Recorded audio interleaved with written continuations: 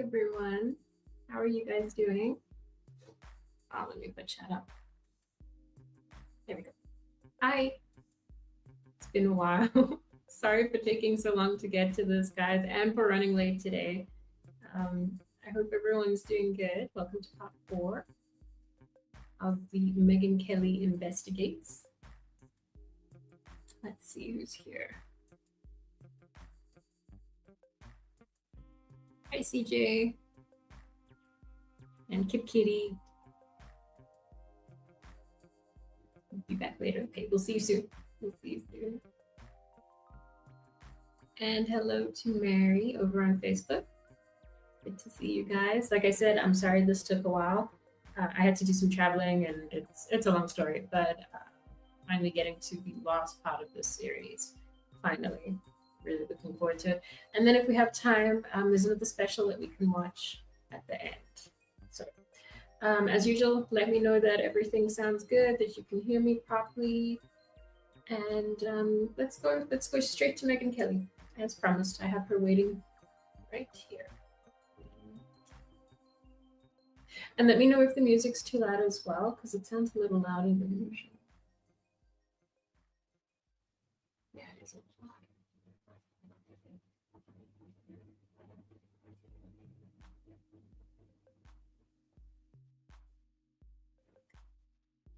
Hi, Kip Kitty, you're back. Right on time. Right on time. All right, let's get started. So for those of you who don't know, this is just part 4 of Megyn Kelly's investigative series into the disappearance of Nancy Guthrie, which we've been reviewing together, just giving a little bit of, our thoughts on that. So please continue to let me know what you think as well through the video, and I will stop it here and there. Remember, for 34 months, congratulations, Kip Kitty, on your member-anniversary.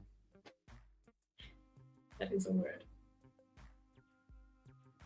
Congrats. Well done.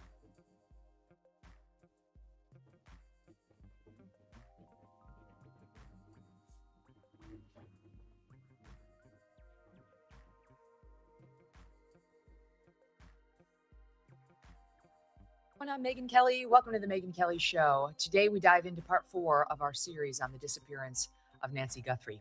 We've stayed on top of this case to bring you the latest information, and we will get into the role that independent media have played in uncovering key details about Nancy and the investigation thus far. Another disturbing discovery uncovered in our investigation is how much information about Nancy Guthrie is publicly available. It is easy to find exactly where she lived, where she liked to eat in Tucson, and what her bedroom looks like, thanks to a Today Show segment we found in 2013, from 2013. Well, we took a deep dive into the trove of information that the Today Show has shared about Nancy and her personal life and information over the years. Watch this. We're welcoming Savannah Guthrie to her new role as co-anchor of Today.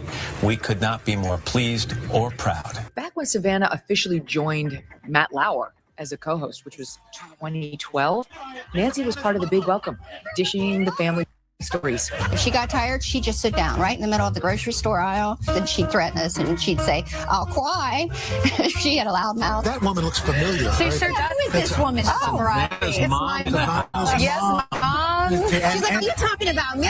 And her sister. And Debbie. And you can see she's shy just like you are. Anyone paying close attention would have known a lot about Nancy Guthrie. Mom, are you there?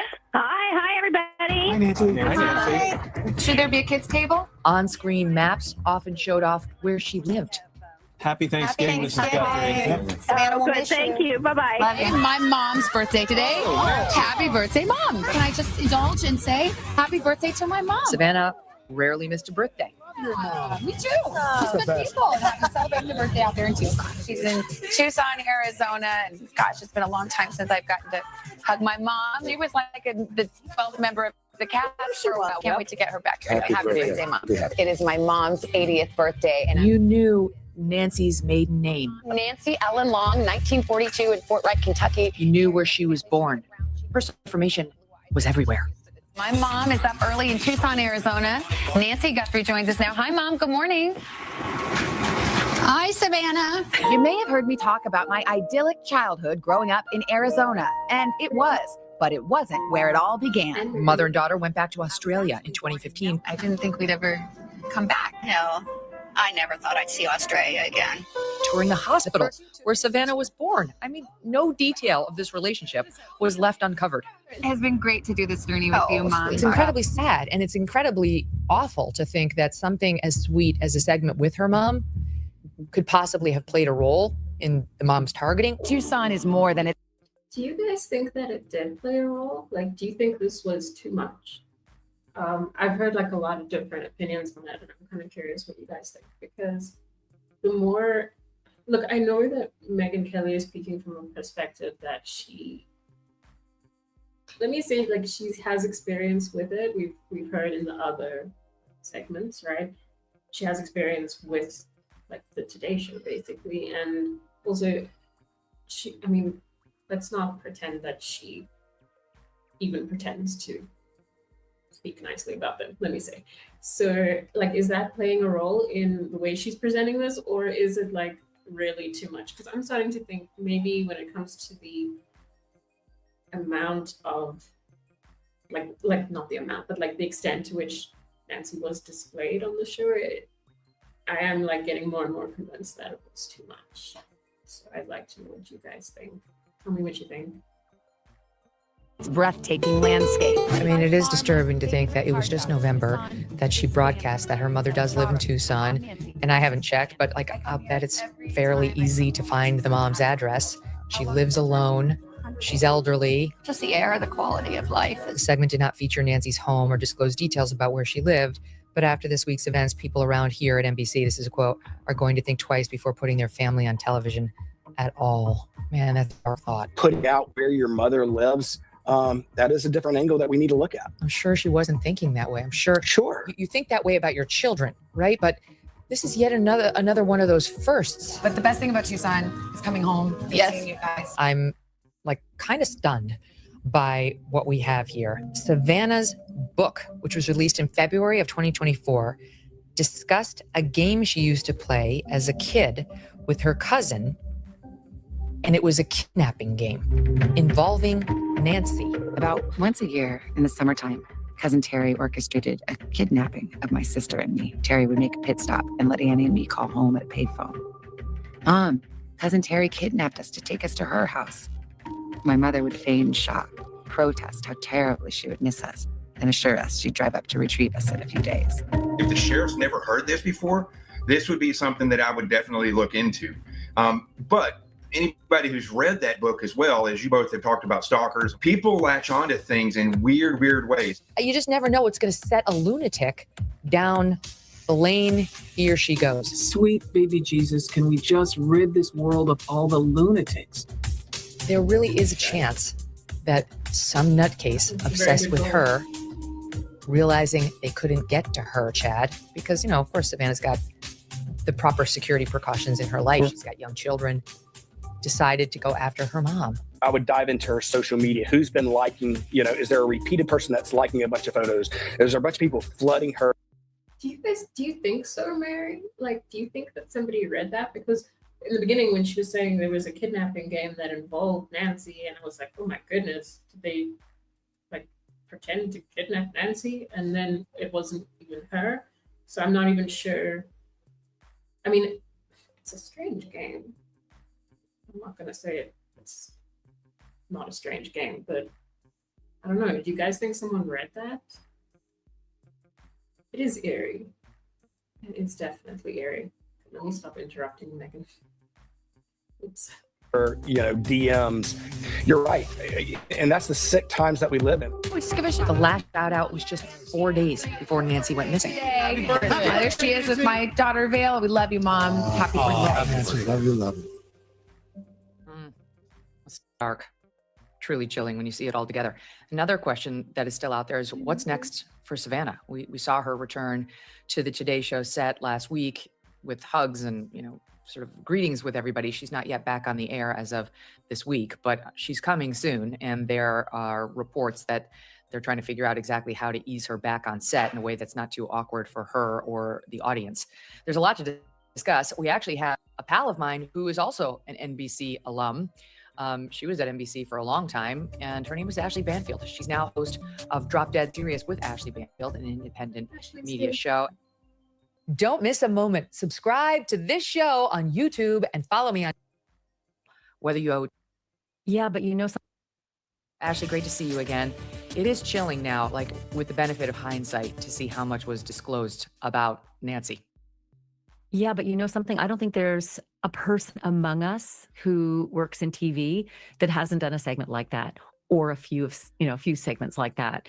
And seeing it all mashed up together, certainly does give you pause. And I just have this sinking feeling that's probably the last time you're going to see those kinds of segments, because there's going to be such a chill. Mm-hmm. Yeah. I mean, having been at the Today Show for a year and a half, I can say I also put my mom in the air. I'm like, she would come down to the set at the Today Show, and we had a funny segment called Ask Linda, because my mom is very funny, and she would answer like viewer mails. We weren't disclosing a ton of her personal identifying information, but I have to be honest, you didn't even think about it. Like when it's like going upward in the line, you're not even thinking that there's a danger until Nancy. Like you're always thinking downward in the line about your children, your immediate sort of family, but like this is a new way of torturing somebody, this hurting of the moms. Yeah. I mean, I'm still of conviction this is not somebody who was obsessed with Savannah, because Megyn, you and I have been on TV a long time, and there are all sorts of communications that come our way, many of them from jails. We have a lot of letters from jail. And typically the fascination starts with us and then might actually move out in the concentric circles. But it doesn't just start with a member of the family. It doesn't. I think that this is something that's going to end up being far more simple than we all imagined. We're all imagining all kinds of different scenarios.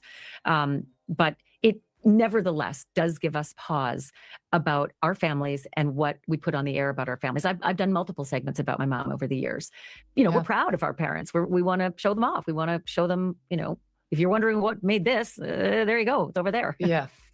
I know. My mom is hilarious. And it's like the thought of never having shared her with anybody just seems so wrong, because people need to know her. But it is a good sort of reminder, maybe edit around the edges. They don't need to know the maiden name. They don't need to have it highlighted over and over what town they live in, especially because, you have to worry about, did you put the same layers around your mom that you did around yourself? And especially now that this idea has been introduced, it's even more disturbing. So I don't know. I feel for her, because these are risks that didn't look like risks at the time she took them. And now in retrospect, this is one of the many things she's got to worry about or think about. As you were playing that montage, I kept wondering about just the utter guilt that Savannah might feel and shouldn't. She's no different than anyone else in the media landscape that has been proud of their parents and photographed their parents and put them on social media. We share our families. We share ourselves. We're people. We're not automatrons, And so I just hope that she doesn't feel a sense of guilt for having done these beautiful segments about a wonderful mother. And quite frankly, God, I hope they do get a solution to this story at some point, and that it has nothing to do with Savannah's fame, because until that time happens, I think this will be something that just gnaws at her, and it shouldn't. It just shouldn't. Well, one. So yeah, I mean, what we've seen since is we've seen that interview where Savannah was speaking to Hoda, and she explained like the level of guilt that she feels. I mean, that was the point of the interview, where she was extremely emotional. So like, while I agree she shouldn't, we do know that she does feel terrible about it, unfortunately. Upside of having done all those segments is more people feel like they know Nancy and are interested in the case and are keeping an eye out for Nancy and are following coverage of the case. It's not just because Savannah's well known. It's also like we've seen a fair amount of footage of this sweet lady, and she seems like a doll. I mean, honestly, she seems so kind, and that makes people feel a little bit more invested, which is on the plus side. Now, on the side of it wasn't a stalker of Savannah's or somebody who is obsessed with Savannah who took Nancy, you have Sheriff Nanos' statement this week that I know that he thinks he knows what the motivation is, and that he's only grown more certain since day one on what the motivation is. And oh, by the way, the community is in danger. Like, wait, what? Wait, so we're if in the week community's in 6. danger, it's not somebody who's a stalker of Savannah in his mind. Here's the quote. We believe we know why he was here. We believe we know why he was here. And we have known since day one. Well, then why did you raid 2 random people's homes?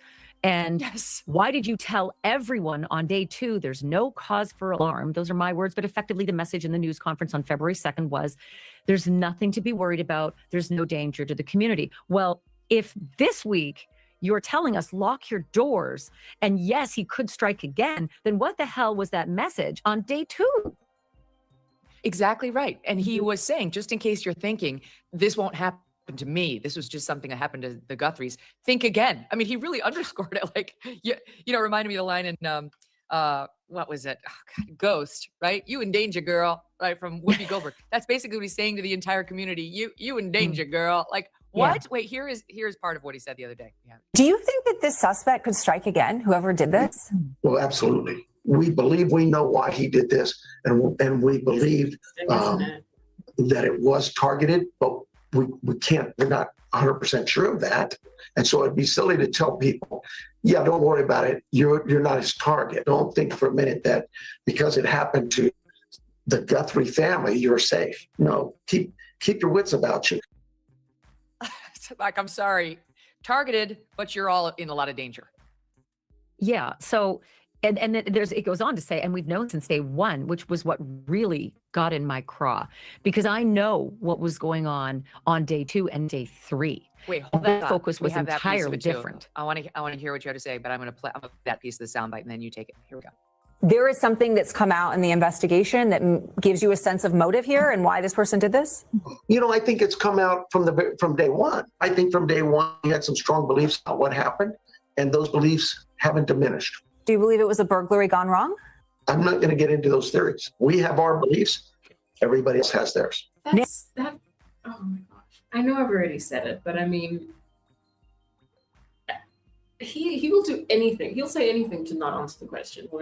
Saying that we've had our beliefs since day 1 and they've not diminished is not the same thing as saying we've had our beliefs and we have confirmation of those beliefs. And like, furthermore, to say we have our beliefs and other people have theirs, that's not really okay, because other people are not the police. You're the police. Your beliefs should be different. They should be based in evidence, right? Gosh, I understand why as soon as his name came up, Ashley Banfield said, oof.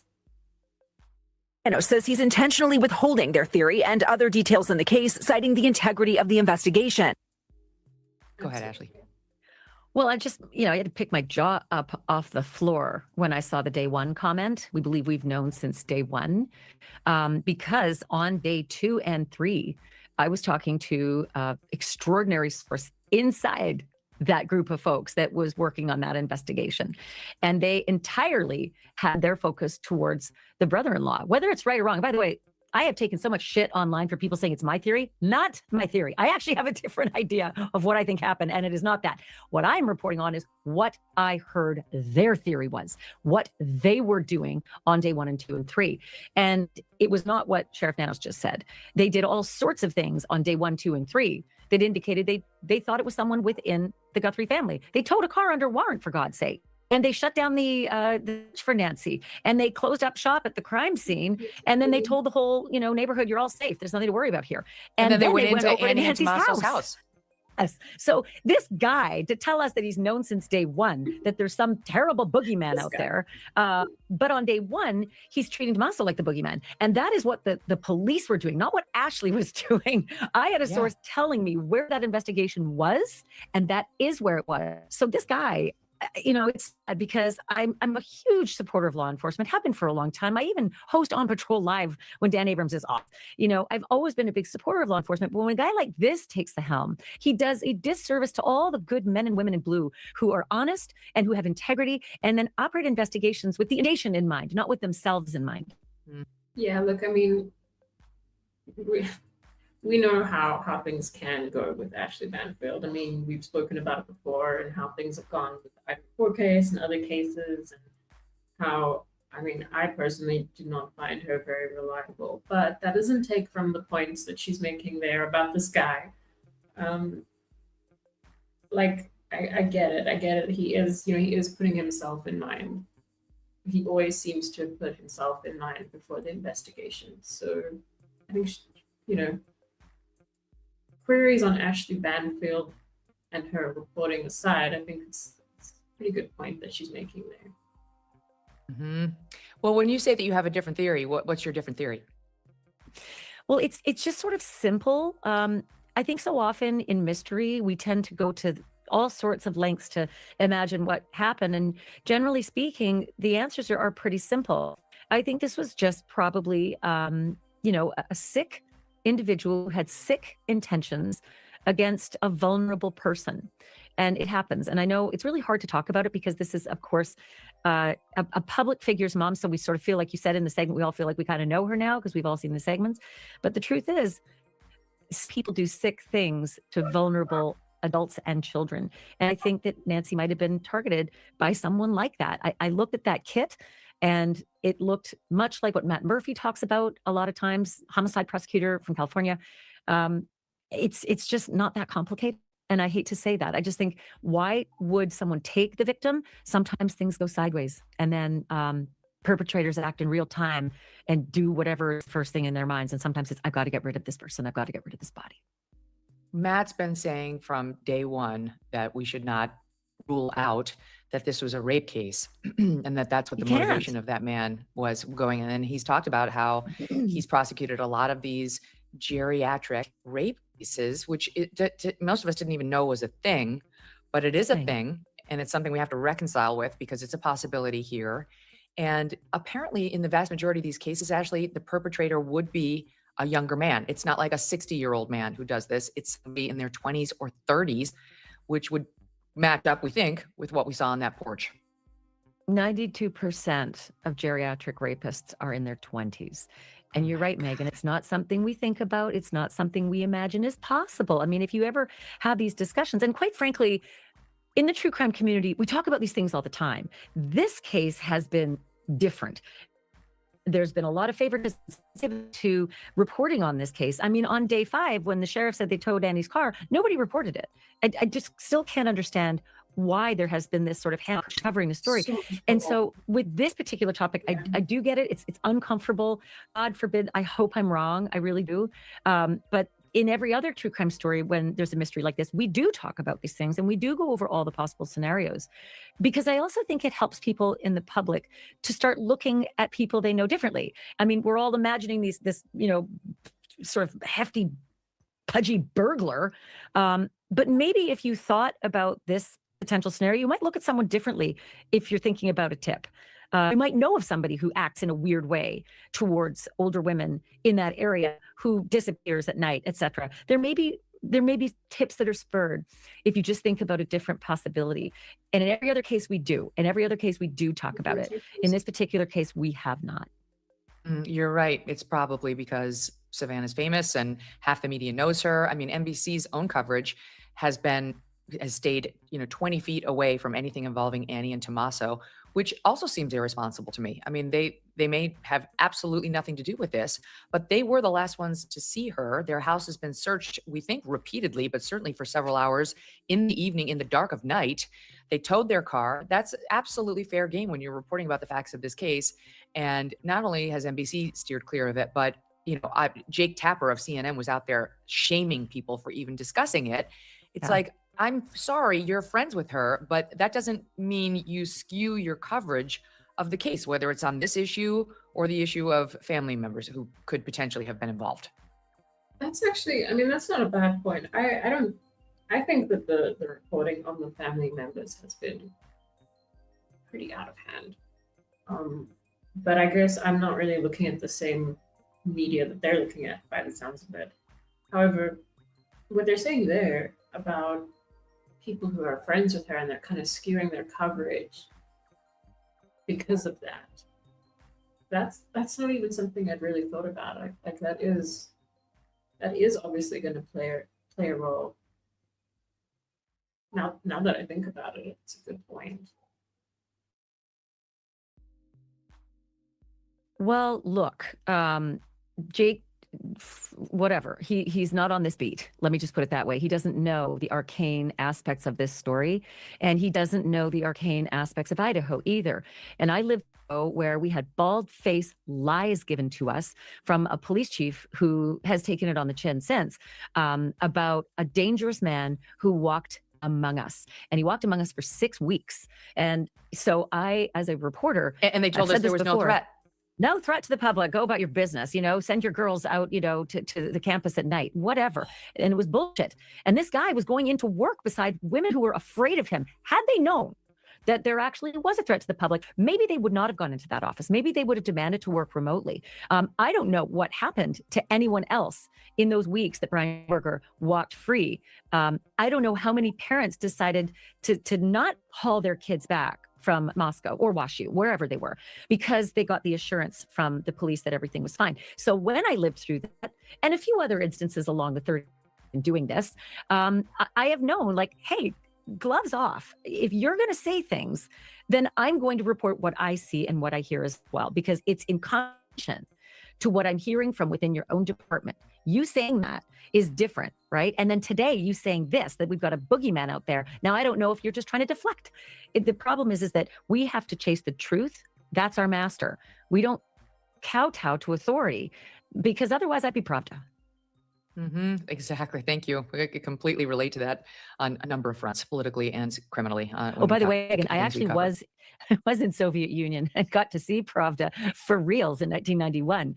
And I talked to people in Soviet Union best I could through French. Oh gosh, I was speaking 3 languages with people, Ukrainian, Russian, French, and English. And I remember just the fear and terror of even having discussions with people in the open air, no microphones anywhere. 1991, the fear that people had about talking about the government, back when, Gorbachev had just fallen. This was like right at the time that the Soviet Union became the Commonwealth of Independent States.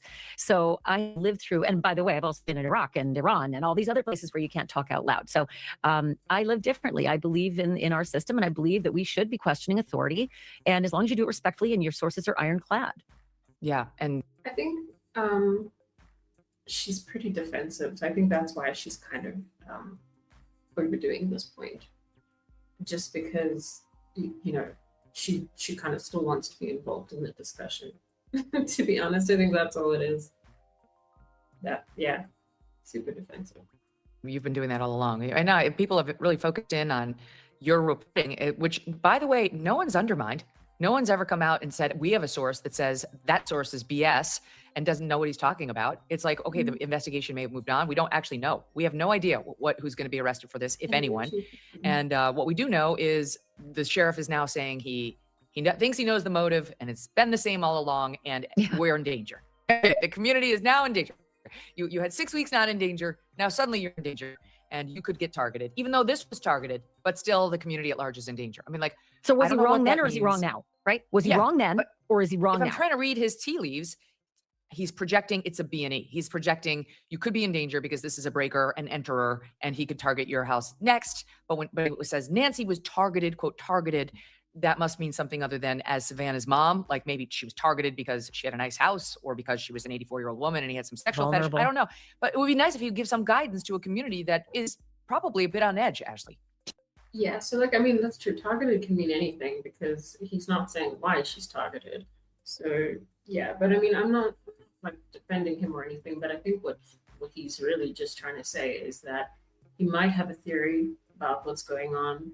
He wants to pretend that it's been consistent the whole time, but he also doesn't want to give you advice on whether you're safe or not based on that theory, because he's not completely sure about his theory. That's what I can actually decipher from what he said. So I don't think it's as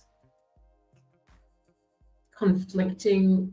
Like, I think that there's a nuance to it. I think that he's saying he has a theory, but he also doesn't really know. He doesn't really want to say. I think it comes down to the point that he doesn't know. He just doesn't want to say that he doesn't know. And that's why everything that he's communicating is just a mess. It makes no sense. Because he doesn't know. And he can't stand there and be like, I don't know. So that's why it's coming out like that, in my opinion. I've been listening to and watching Brian Enton's podcasts every single day, all of his coverage. I read his tweets. I'm a bit obsessed. And I think it was yesterday's podcast, Brian interviewed a woman named Laura, I think her first name was, who was a neighbor of Nancy Guthrie's, who talked about the fear that she now feels since the sheriff made this proclamation. I think, what was it, Thursday or Wednesday week, whenever it was, midweek, and on week 6.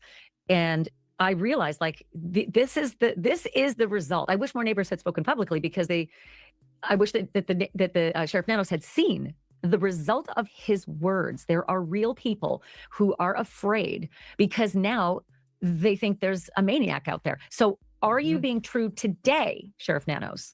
Should Laura and all her neighbors be afraid because they are really afraid now?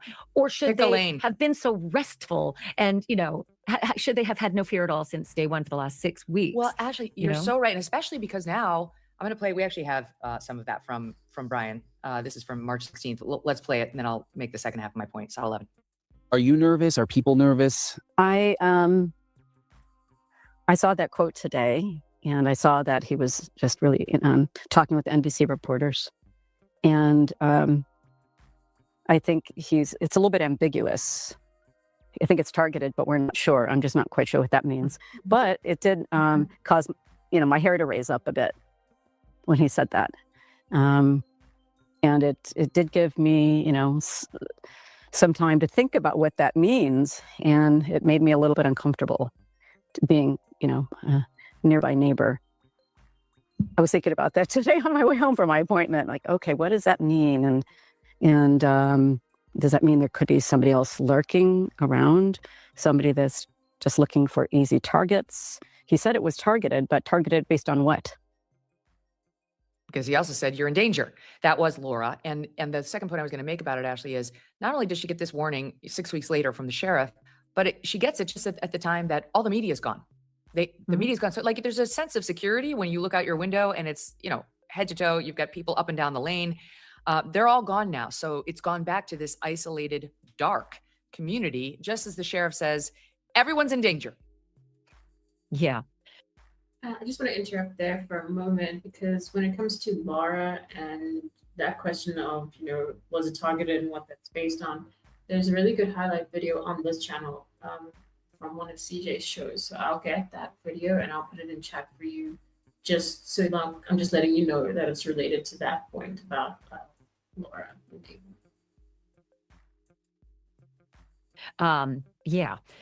Thank God that there are enough media who decided to really follow this case, right? And report what was happening on this day one that Sheriff Nanos says he's known everything since. And shame on those who shat on me for saying this was where their focus was, because maybe their focus was wrong. Because if what Nanos is saying now is true, their focus was wrong, and they may have lost a lot of valuable time. And they could have warned those people a lot earlier had they opened the aperture perhaps a little bit more. So, I guess to the Jake Tappers of the world, I say, you refrain from reporting certain things because of whatever self-established morals you've put out there. But the rest of us are concerned about safety and truth from authority. Because if my parents were living in that neighborhood, I would have wanted them to know what was going on, not whatever platitudes the sheriff was choosing to say that day. And also the nerve of like that one local Democratic representative who, I can't remember her name right now, but she was like, get out, independent media, go home. The nerve, as you know, having been in the crime business for a long time, and I cover a lot of crime too, just to give my legal background, every family in America that has a missing person would give their eye teeth to have that kind of coverage, independent, broadcast, or otherwise, of their missing loved one. That's how you put pressure on law enforcement. Yeah, I have 40,000 reasons why that idiot should be in office. They're called tips. They came into the FBI and they came into the homicide unit of the local sheriff. But for that coverage that she disdains so much, I dare say that those tips wouldn't even have gotten into the thousands. And like you said, ask any family of a missing person. They beg for coverage like this. And I'm sorry if it made for uncomfortable parking, but I dare say as well that parking was bullshit. It had nothing to do with why Sheriff Nanos made a parking restriction. He shooed everyone away, everybody but independent media. Okay, again, I think she's a little defensive. Like, this is not really about her or her reporting. But again, I mean, those are still good points. Like I agree. Like there's family members who would want just the slightest mention of their case. So like I'm inclined to agree with some of that, but I do think that she's taking some things a bit personally. Yes, her name is Arizona State Legislator Alma Hernandez. And how dare she insert herself in this way? I mean, I just thought it was absolutely shameful. Does she have a missing loved one? Is it her mom who's missing? No. I didn't hear the Guthries say, get out, and we don't want any more independent media covering this case. Every family in America that has lost somebody and they don't know what happened to them would love to have the JLR investigates and the Brian Entons Ed Smart and the Ashley Banfields and Megyn Kellys of the world covering this nonstop. Ask Ed Smart. Ed Smart also had the microscope on him. I remember the awfully awkward and uncomfortable interview I did with Ed and Lois Smart in Salt Lake City in the first few weeks of Elizabeth's disappearance, because the entire focus was on him. Not the entire, but a very, very deep part of that investigation was on Ed. And the media was asking questions about Ed as well. And Ed never said, get rid of the media. Ed stood up and was in front of the media asking, find Elizabeth, find Elizabeth, find Elizabeth. And what ended up finding Elizabeth? The face of Elizabeth was out there, and the police officer recognized her when he saw her, you know? Right. So Ed will tell you, yeah, it's a curse. They do focus on how investigations go, and it sucks. But you get that added benefit of all those eyeballs when your story goes viral. So it is, again, any family will tell you of a missing child. They would take the awful for the great of media scrutiny any day when their loved one's missing. Yeah, I don't know if that's entirely fair, because I don't think that this was her putting out there that the family was being looked at. I don't think it was that gentle. I think, like, didn't she have some kind of a heading where it was like, it was a little bit more definite than that. She used the word probably a prime suspect. She said it something like that. Which I don't really think is the same as the way it's like softened now. Like the family will always be looked at. Yeah, of course the family will always be looked at. They might even be suspected, like, but it doesn't seem like that's the way she put it at the time. Like it seemed more like at the time her goal was to like stir up a panic about it. Like she wanted to make a good headline. And even if it were true, I don't think it was done the right way. I don't think she went about it in a good way at all. I want to ask you about a bunch of things about this case that are bothering me and other people. Just get your quick takes. The fact that Sheriff Nanos would not accept the help of any search group. These storied, smart, organized, successful search groups that you and I have seen go into many missing person cases and do grid searches and really help, repeatedly said no to those groups and didn't organize his own civilian team to do a grid search, you know, because with the volunteers that you get on a case like this, you have way more bodies than you have in a police department or an FBI. At every turn, he said no. What do you make of that? I don't understand it. You know, if I give him the benefit of the doubt, he doesn't want to compromise evidence that's out there. But if the evidence if a tree falls in the forest, you know, and it's frustrating because groups like the Cajun Navy, they're oftentimes made up of a lot of former law enforcement and people who have training like this. And they are savvy enough to know if you see it, photograph it, call it in, don't touch it. And it is stressful because if we are looking for Nancy Guthrie, who may no longer be with us, then someone needs to be looking. The desert is very big. It would be helpful to be able to get closure in this case, maybe even some evidence, because anything that would be with her could provide clues, right? It could provide skin, hair, fibers from someone else's clothes. Lots of cases have been actually solved through someone else's fibers from their shirt, you know, or a piece of tape, because tape is an amazing little grabber of DNA and skin cells and hair. Just ask the Long Island serial killing suspect. That's how he ended up behind bars, because of the tape. And all the shit that got stuck to the tape from allegedly his home. So yeah, I feel like if we had people searching the desert, like maybe they could search Gilgo Beach, we might actually be able to find some resolution in this case. Whether you think this was a thorough investigation of the crime scene in the initial days. Oh dear. No, I mean, I don't think 24 hours is quite enough. Crime scene was released and the search was called off. All on Monday, and this happened on Sunday. So February 1st is Sunday. February 2nd is Nanos' big news conference, his first one, where he said, we're calling off the search and we're going to treat this like a crime scene now, but released it to the family and the pizza delivery guy and the reporters who walked up and saw the evidence of blood on the front doorstep and whoever else showed up. I mean, everybody showed up. And so it's very frustrating to see the subsequent searches by the FBI and other CSI teams long after the fact. I mean, will it give them answers? I don't know. Did somebody step on the footprint that might have been the footprint of this monster? Probably. Right. Did anybody decide to take the front mat? Did anybody decide to take the actual bracket that the Nest Cam was on? No, not for a couple weeks. And P.S., when you take something out of your mouth, like, I don't know, a bite light, your saliva is all over your little gloves that you thought you were protecting your fingers from so perfectly. And then you mess with that actual Nest Cam and your DNA gets all over the bracket. Well, the bracket was up for 2 weeks until finally the white tented day revealed that it had finally been gone. So no, I don't think it was processed appropriately. And what frustrates me about that, again, benefit of the doubt and grace here, when you don't know that you're dealing with a crime like this and you think it's just a missing person, like General McCausland, in New Mexico, you think maybe he's wandered off, or I know they don't think he has, but you don't treat it like a crime scene right away. But they had blood, and so it was. And it should He called them homicide right detectives. away. Yes, in the first hour. Well, listen, not even in the first hours. My source said that those droplets that you're showing right now are mimicked inside. The same pattern that you're seeing there, straight up and down, sort of aspiration looking. Those same patterns are mimicked inside the house. And that when the patrolman arrived for the phone call from the family saying, we think our mom is missing and we need help, the patrolmen were told by some other officers who arrived, get out. We have something much different on our hands than a missing elderly woman. They saw, according to my sources, the back door wide open.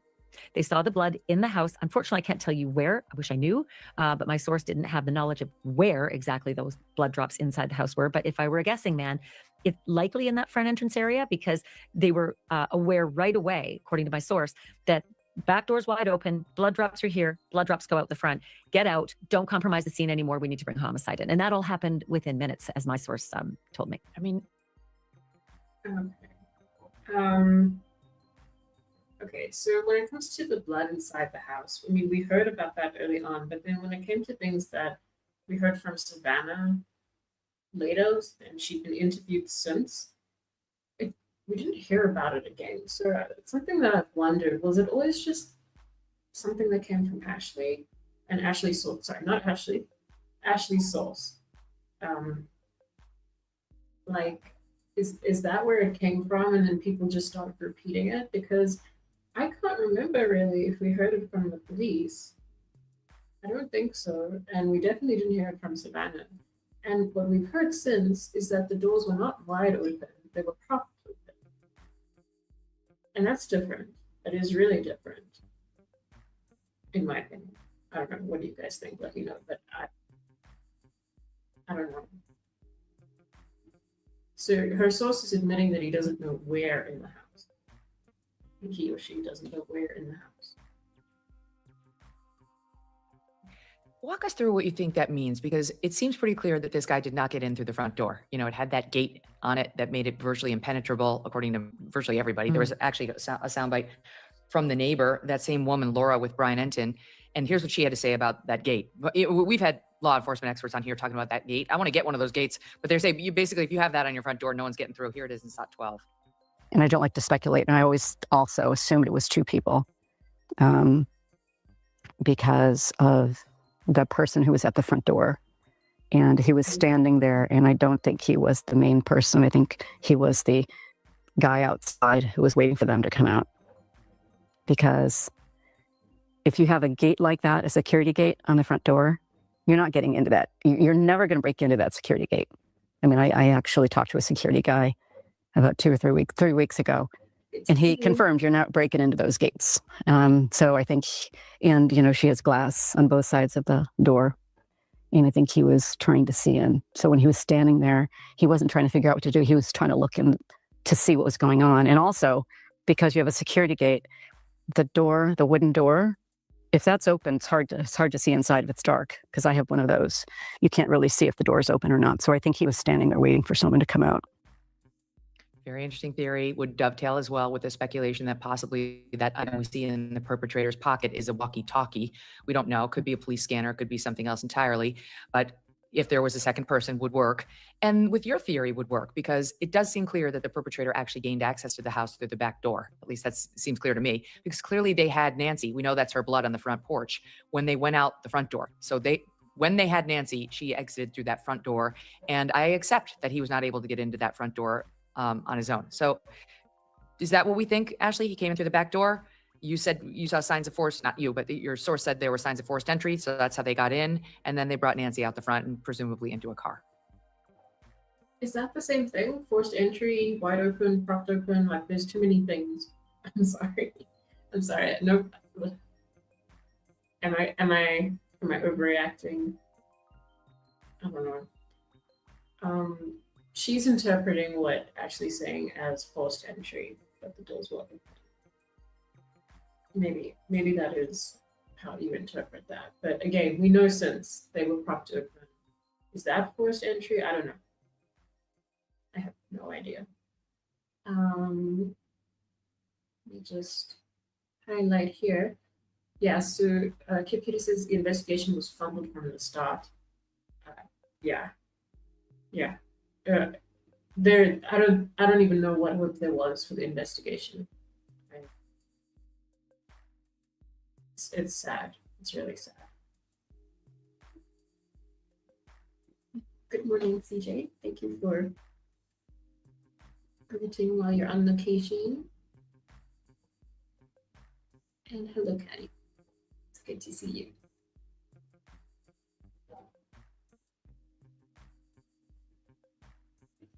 Correct. I mean, that's what the source said. In my opinion, based on the knowledge of this back door being wide open, blood being inside, blood being outside in the same pattern, it kind of looks as though they were in the house and came out through that front area, that front door. And yeah, you're not getting in through one of those, security doors. But I don't see why it's like so tricky here. If you see other crimes where people have been taken, it isn't difficult to see how blood can be dripped, right? I think about the Nancy Woodrum case. I did a podcast episode on the Woodrum's case in Paso Robles, California. And the perpetrator in that case was a rapist. And people got really angry when I said elderly, but she was, I think, 62 or 64, I can't remember. But on the older side and vulnerable, living alone. And he broke in and took her out the door, up over his shoulder. And there was blood in that case as well. And I disagree with Laura in the fact that I do believe this person worked alone, especially with that particular theory. People don't typically work with partners when they do that. But I asked the sheriff who ran, or the lead investigator who ran the Nancy Woodrum case, well, how hard is it? I mean, I don't know. She's saying not typically, but I mean, I think, look, I'm from a different country. I don't think that it's impossible for them to be working in a group for that kind of crime. I could be wrong. God forbid Nancy Guthrie were dead, to take her out over your shoulder, one person, 150 pounds of dead weight is extraordinarily difficult. And he said, oh, no, it's not. Absolutely not. Not only did that perpetrator take her out of her home, he also took her 100 yards off of the road, 50 yards of which was over his shoulder, and the last 50 yards of which he dragged her. So it's entirely possible for one. And that guy was only, I think, 5'8", he said. He was a smaller guy.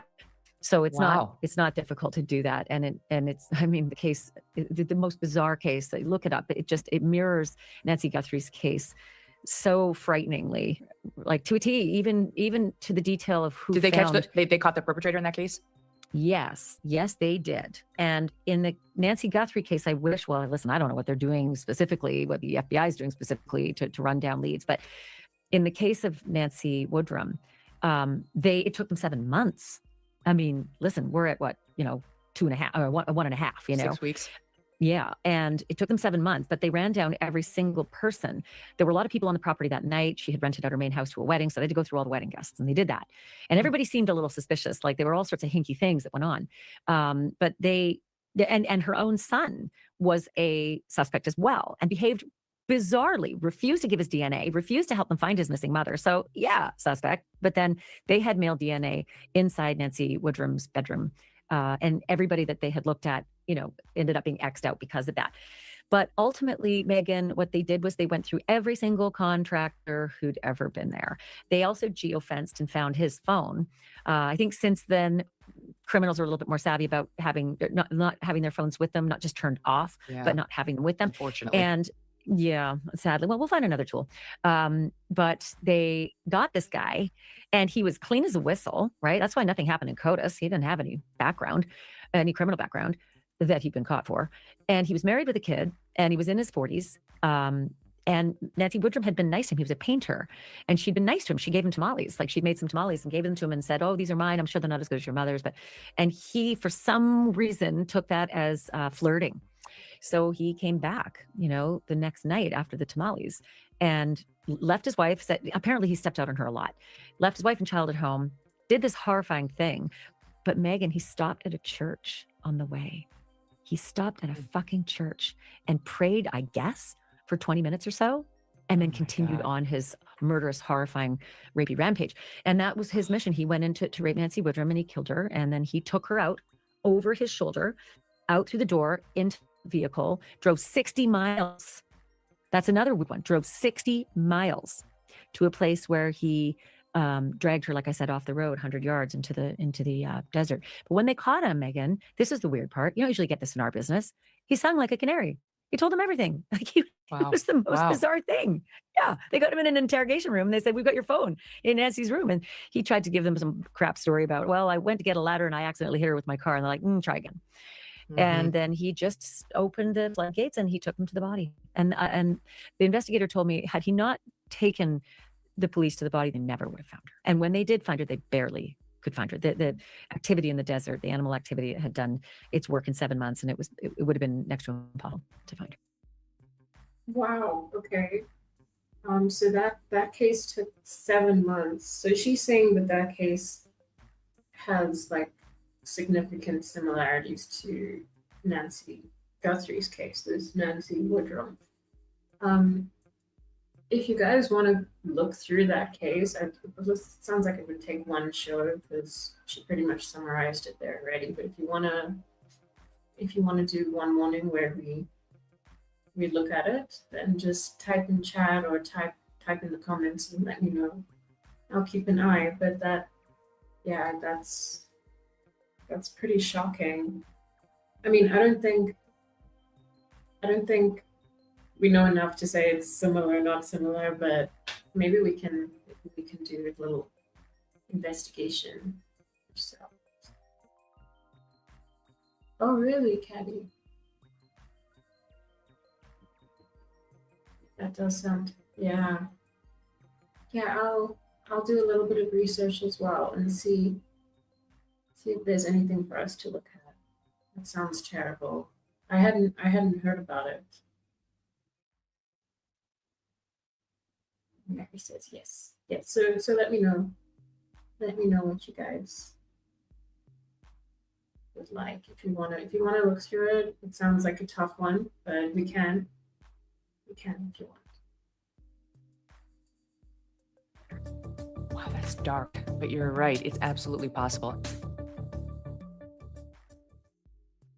If you are looking to make smarter choices for your health this year, consider Riverbend Ranch. All Riverbend. But in today's America, different agencies, law enforcement, that's BYO's luck with an easier door. That this was like the man waiting to receive Nancy on the front porch.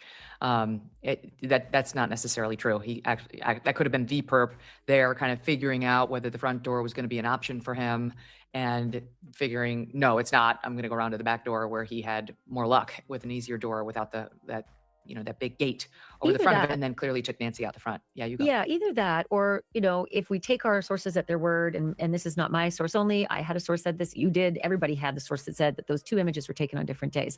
The one without the backpack and without the gun was taken on a different day than the one with the backpack and with the gun. I'm still not 100% if the day isn't just a few hours earlier, because it was a different day a few hours earlier.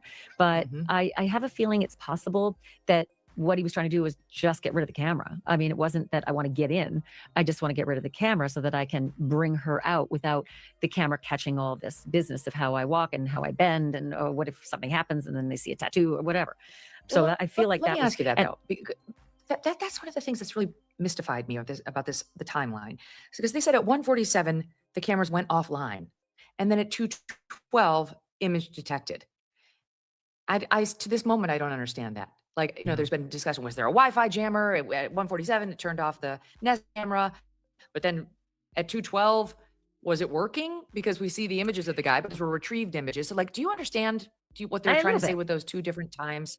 Yeah, it's a bit, you know, tricky, but I do think that the Wi-Fi jammer isn't an impossibility. They're temporary, right? And so it is possible that he did a Wi-Fi jamming and then started messing around the house and taking out the backlight, right? So that there'd be no images if the cameras popped back on. And we know that the cameras are plural. My source said from day one, cameras plural, Nest cameras plural, smash. And so if you think about it, he could have been around the back. He could have jammed the Wi-Fi at 1:47 when he arrived, gone all around the house doing whatever business he wanted to do to make it dark and get rid of whatever cameras he could find. And this is the last one, because this was the one perhaps he wanted to leave the house with Nancy. So what I see differently, what everyone else sees, when he comes up with those vines, I see something else. I don't see him trying to hang the vines to obscure the camera. That's just silly. I see him taking a vine and testing it. I feel like he's testing the strength of it. And then I see him kind of with a fist around those vines. And I think he's trying to put the vine between the camera and the mount and yank that camera off, because the camera and its mount, its bracket, there's only like an eighth of an inch. So it's very, very, very narrow. It's almost like a quarter, the width of a quarter in between those two things. We all have them, right? And so it's hard to get your fingers in behind there and pull it. And I think that's what he might have done at the beginning when you saw him, he put his hand over and it felt like he was like, you could see him almost squeezing in the beginning. And so then he starts MacGyvering and looking around for some, you know, something he could use to yank it or get between it or to wedge it off. And he, you know, gives the inner part of the entrance about a 2-second scan and then sees the vine and pulls on that vine. And I feel like he's sort of testing the strength of it. And then I feel like he might be trying to yank the camera off. In any case, Michael Ruiz from Fox said in one of his early reports, I think in week 2, that there were small glass fragments below where the Nest cam was, which would track with what my source said early on day 1 and 2 and 3, that cameras, that they were destroyed. Nest cameras, right? He said Nest cameras, so that ended up being true, right? Were smashed. Yeah. Well, we did a whole experiment with the Nest camera on the show, and what we learned was you can get that thing out of the cradle easily. All you have to do is like toggle it. You basically just hold it and you kind of wiggle it left to right. It's very simple. It's not hard. I did it, and I'm not particularly strong. Or it comes with a little, it looks like a key. It's a flat key. It's about, you know, half an inch in length. And if you have that, you just kind of put it in there right in the back and it popped right off immediately. But it's not hard to get those things off of the cradle. And so I don't know whether this guy had familiarity or not, but those vines would have done it for sure. Because even just your hand toggling it, you know, while it's in this cradle will take it off. So you could be right. That absolutely. The big fat could be hands true. with all those glovey things on. Maybe he was struggling with for dexterity there. I don't know what it is. I don't think he was hanging the vines. I mean, they're cute. They're like wedding vines, you know. They're not going to cover anything. I think he was trying to clear a path to get out. And then you're right, because when you get the camera off of the cradle, it continues to record. And it wasn't until we took a hammer and smashed the glass dome on it, which is right over the lens, that it stopped filming. Yeah, we don't know what the other images they have are. And I get it. Listen, I totally understand that investigations, you got to keep a lot close to your vest. No problem. And if it's not helpful for the public, you know, if there's an image there that isn't helpful for the public to, you know, get eyes on and get more tips, then sure, keep it close to the vest. So maybe they have something that shows those last moments of that camera being taken off. They may not want the person to know that, you know, we know you have it, you know, we know you've got it with you, or we know what you did to it. But I think this is sort of simple, you know, if you need to get out that door and your vehicle is going to be, you know, close enough to be able to carry something very heavy, and the back door may have been too far with too many gates to get through, maybe that was the decision that he made. Yep. The other thing is, Peter. I want to tell you something else, Megyn, and that is that my source said that the blood droplets inside the house are the same as they are outside the house, in that they are not disturbed, they're not stepped in, there's no sign of struggle in them. There's not somebody walking in front, say at gunpoint, and dropping blood with the person behind them walking through it. It's not like that from the description that I got. It's like this, meaning if you think of the Nancy Woodrum case, the perpetrator put Nancy Woodrum over his shoulder, and then, she was wrapped up in bedding, but if there'd been anything exposed and she'd been, dripping blood, that would be dripping behind him as he was walking Nancy Woodrum out to the vehicle he put her in. And can I just tell you one other detail that's just batshit crazy? The perpetrator in the Woodrum case, he was a painter, I told you that, and he had a painting truck. So it was like a pickup truck with all of his painting supplies in the back, the tarps, the paints, the gear, the ladders, whatever. And he put Nancy Woodrum in the back of that vehicle, in the back of that pickup truck, in all the bedding, like wound up in all the bedding. He also grabbed her clothing from the next morning. She had laid out her clothing on her bed as a habit of hers. So he grabbed her next day outfit. She's in her pajamas. He wraps her up in bedding, takes the bedding, throws her into the back of the pickup truck, but then does not close the gate. And he drives for 60 miles like that. Now, granted, it's 2, 3, Doesn't 4 close the o'clock in gate on morning. the back of the pickup truck? Nope. Wow. He drives with it open. Don't ask me why. I couldn't get that answer. Believe me, I tried. It might have been that there was too much stuff and that she, stuck out too far to be able to get the gate up. I don't know. Whatever it was, he didn't close the gate. What if people And could for that- see? I mean, I know. That's what I'm talking. I'd be like, are you kidding me? Who does this? It is 4 o'clock in the morning. It's dark, whatever. But the bedding ended up unraveling and blowing out.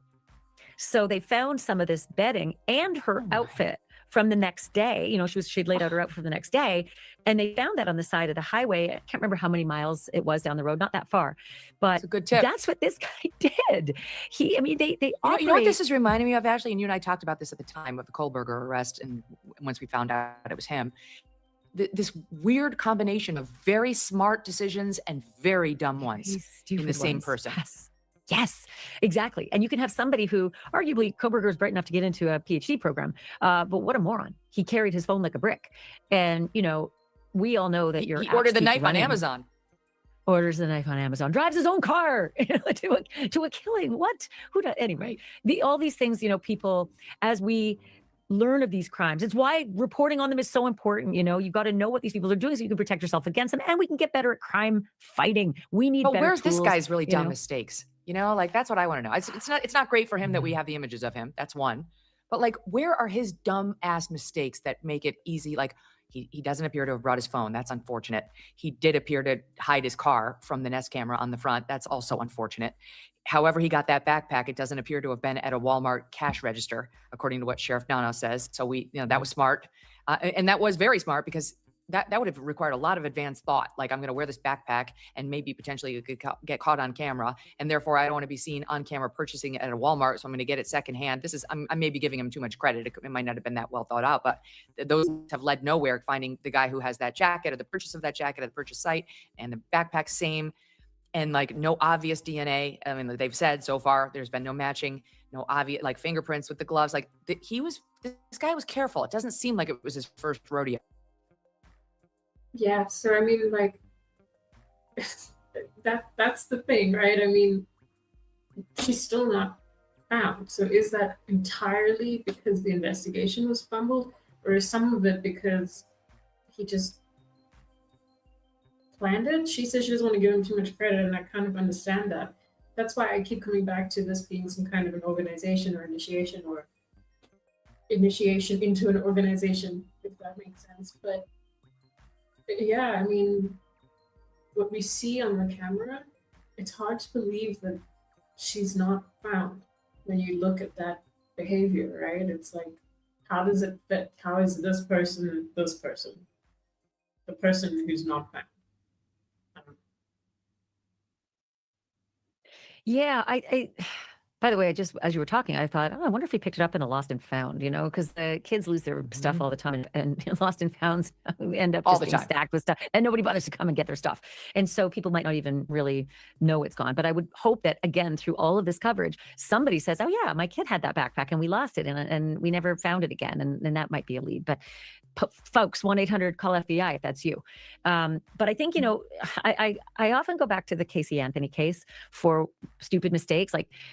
Casey was you know, she was never convicted of murder, but she did a lot of But stupid we stuff. all know she did it. Well, I'm never going to say that. Well, I am. Because the She jury did it. said That's my strong jury opinion. said she didn't. Like, because you know what would be amazing is if you got sued for libel and then you get all discovery, you get to actually talk about the case with her, right? She can't sue me for libel. It's my opinion that she did it. It's my opinion to protect it.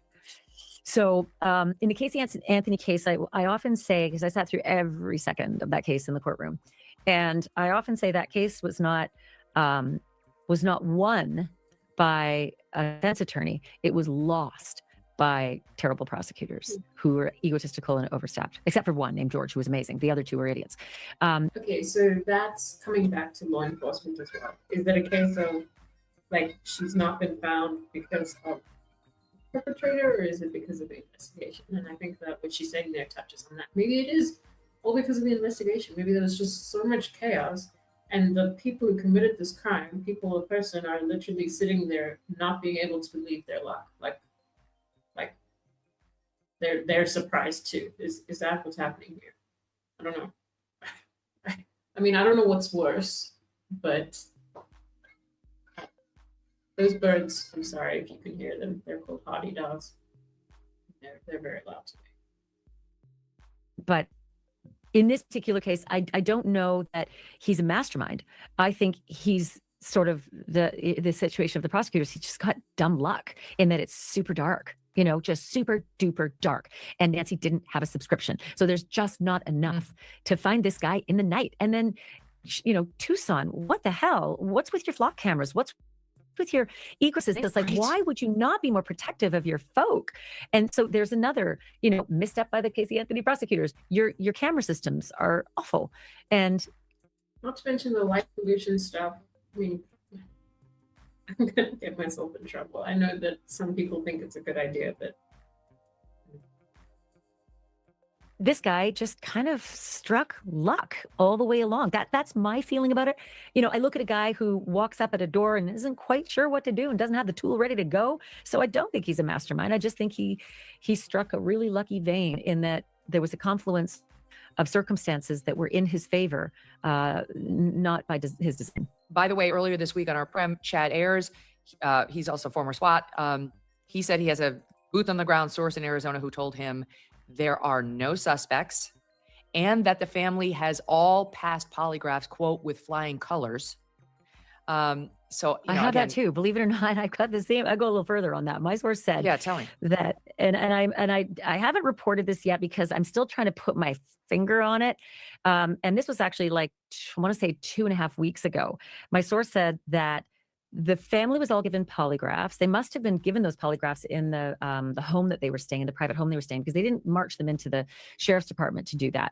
And typically those polygraphs aren't given, from what I understand, in the sheriff's department anyway, but they must have taken the gear to the home where they were at. But my source said that they cleared the family based on polygraph tests and voluntarily turning over their electronic devices. And I thought, that's odd. That's not typically how you clear somebody. You know, I would turn over any device that I didn't use in a crime. It's just a weird thing to do. And polygraphs, as you know, they're great investigative tools, but you can't use them in court. They don't stand up in court because they're not the kind of technology that is trustworthy as, you know. Well, the other thing is, if I'm Savannah Guthrie, and I know very well that my family has been, you know, mentioned as possibly involved in this, and I don't believe they were involved at all, I would make sure I had the best lawyer money could buy for when they came out and sat with my sister and my brother-in-law. And I'm not sure who would have selected the polygrapher. You know, I really don't, like, you don't have to do it. You could say, we'll do it, but it has to be somebody that we find. And probably the cops would have said, okay. I feel like Nanos would have been like, that's fine by me. So we actually don't know the specifics of that. Like, the more I think about it, this whole week, I've been wrestling with that news. Like, do I believe in this? Does it change my opinion of whether the family might possibly have had some involvement? I don't believe Annie Guthrie or Tomas were able to fool a polygraph. That doesn't seem likely with like a poet and a band member. Like, that's a little discriminatory, but I mean, still, like, I get what she's saying, but I guess, yeah, I assumed that this polygraph was, I don't know why, I must have been mistaken. I assumed that the polygraph was conducted like by the FBI or something, or at least the police. I didn't realize that there's a possibility that they could have made requests around that, if that's what she's kind of saying. Yeah, I don't know. Like they've got some stone cold ice in their veins. Like, I just don't know about that, but I'm not sure it's determinative of whether they're no longer under suspicion or not either. Yeah, I don't know. There are some FBI sources of a colleague of mine who told her that the FBI doesn't feel the level of suspicion about the family members as much as they did in the beginning. But again, that's hard to quantify. But I just feel like if you were so gung-ho in the early part of the investigation about this family, to the extent that you did the things you did, and then halfway through the investigation, you wanted to clear them, then clear them. You know, don't drag things out and toy with the media and obfuscate, because it doesn't do them any good. I don't know. I think me and Ashley are gonna fight now. She's the one who started the narrative that they were looking at them so closely from the beginning. I mean, it didn't necessarily come from anywhere else. Also, we've heard so many experts get on all of these panels saying it's irresponsible to clear anybody until we have some kind of an understanding of what happened. So her urging them to clear them in the middle of the investigation, I don't think that's quite right. I think that this is coming back to, look, and I know that I criticize her a lot. In a way, I mean, I like her, but I just don't always necessarily trust her. And I think that this is coming down to how defensive she's been when it comes to this topic of the family being looked at, because it's something that she feels personally involved in. So I don't even know how much I trust what she says about, you know, that topic of whether the family was or wasn't suspect. A lot of experts have said that you can't just clear people if you don't have some understanding of what's going on, which they don't seem to, or they're not saying they do. So I don't know. I wouldn't take that too seriously if it were me. But I mean, it's up to you what you think. But the narrative that they were being looked at so closely, that came from her. I don't feel comfortable that it's confirmed from somebody else. The things that law enforcement did around the family, yeah, I mean, it is interesting, but they did things around other people as well, like the people that were detained and then let go. So I guess we just don't know enough about what's going on, is what I'm probably trying to get at. I don't know. Sorry. And so it seems that Sheriff Nanos has had, you know, a special place in his heart for the Guthrie family. He even said as much as, and I'll paraphrase here, like, Savannah's Tucson's daughter, and we love this family, which I also thought, look, that's fine if you feel that way, but you got a job to do. You have a job to do. And in the beginning of an investigation like that, in any missing persons investigation, you have to start with the family. It's just 101. As sad and as difficult as it is, it's 101. You've got a job to do. So you shouldn't be making those kinds of comments. You shouldn't be telling everybody how special this family is that you're supposed to be investigating. You should just stick to the damn work and do the work. All right. And after it's all resolved, have a coffee party or do whatever. But in the meantime, that doesn't give people a lot of faith in, you know, your focus on this. No one has faith. I know you have to run, so I just want to ask you two quick questions if you can spare the time. Number one, quickly, do you think this case will be solved? So I do. I actually really do. Like you and I were just talking about, this guy is not Mensa. He's done some things and it will trip him up. Whether we are going to ever find Nancy is a different question. I'm not 100% sure about that. Given the Woodrum case and what I learned in the Woodrum case, it was very disheartening in that regard. And for that, my heart breaks for the Guthrie family. But I do think like I said, it took 7 months to get Nancy Woodrum's killer. And I do think that with the full weight of the US government and the technology and the bungling nature of this guy, yeah, I do think we're going to find him. Doug and I, every day I love Zach Peter. He's been commenting on this case online. I've had him on the program. He's very funny, but he's been helping draw attention to this. And he keeps saying, where's the lady? They never found the lady, you know? And it's like, Doug and I say that to each other, where's the lady? Like, it's just a short form way of keeping her in our thoughts. they have to find the lady. They have to. Like, America has become obsessed with finding this particular lady for a bunch of reasons. And I just feel like they can get the perp, the odds go way up of finding the lady, of finding poor Nancy. Maybe they cut a deal. Maybe they shave something off the punishment, but we've got to find Nancy. All right. The last thing I want to Arizona ask has you death about. penalty, right? Arizona has death penalty. So they got that's something to something you bargain can with. dangle. You can dangle death penalty and say, you give us the location, because you not every day do you get the guy who came in and just coughed up every detail about the Nancy Woodrum, murder. Mhm. Last but not least, Ashley, Savannah's got to return to the NBC set soon. So I want to ask you guys that if there's anyone who's typing in chat, do you think it's going to be solved? Like, what do you think? I doubt it. Maybe in like many years, maybe if they revisit it, but at this rate, I don't know. I'm not feeling so good about it, in my opinion. But let me know what you think. And the reports are that they're having lots of meetings, of course, as they would at NBC. They have 10 meetings for everything. How should it be orchestrated? How do they make it easy for Savannah? How do they make it easy for an audience that now is looking at Savannah as a crime victim primarily to start to see her again as a news anchor? And I wonder if you have any thoughts on that. You worked at NBC for a long time. I have to ask you, because you and I talked about this before together on the air. NBC is not super chummy and always a family and so nice and so good to everybody. There are all sorts of cutthroat dynamics that will be going on behind the scenes, even though this is a Savannah Guthrie case, even though this is her mother, even though there's a bunch of empathy for Savannah. Like, I'm sorry, but network news is just a toxic stew. And the nastiness toward you by Katie Couric made national news. She wrote about it in her book, how she did not want to help you. Sorry. I just it's just relevant because I've been trying to tell the audience, you're going to be manipulated by the producers at NBC. Like, they're working on it right now. And she admitted that she did it to you. You were so graceful about it. By the way, you were so kind. You were like, you're Canadian. You're a nice person. You were like, not always. Oh, I'm sad to hear that she did that to me. I would handle it a different way entirely, but you're a nicer person than I am. So just having said all that, what do you think the challenges are, and how do you think this is likely to be handled? It's a really good question, because you're right. I think the viewers will be seeing her as a victim, and she's got to get back to a new normal. But adopting your new normal, it's really tricky. And I can only speak from the experience of having been a victim in 9/11, that life was completely different afterwards. And I think probably it's PTSD, but I, for years, would break into tears at the mention of 9/11 in front of a crowd. And it was humiliating. Wow. It was embarrassing. Like, I remember getting up to do one of my first speeches in New York City. It was probably a year afterwards. I come back from war, and suddenly it just came over me. And it wasn't even a topic about 9/11.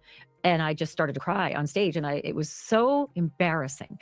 And that was my biggest struggle, was to try to get back to my old normal, and understanding that my new normal is going to come along for the ride.